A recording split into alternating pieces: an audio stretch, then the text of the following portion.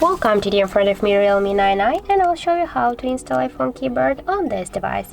So first you should go into the Play Store application, and then here in the search pool enter the green Apple keyboard. And now we have to get this application, so tap to install and wait a couple of seconds while the application downloading and then installing on your device. After that, just open the app.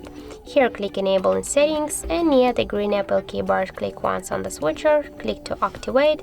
Now just go back, tap on the switch input method and switch your currently keyboard to the English United States keyboard. Now as can you see, it's finished, and now we'll go somewhere, for example into the Google search, and as can you see here we got the look of our new keyboard, and this keyboard is so close to the iPhone keyboard as all the emojis.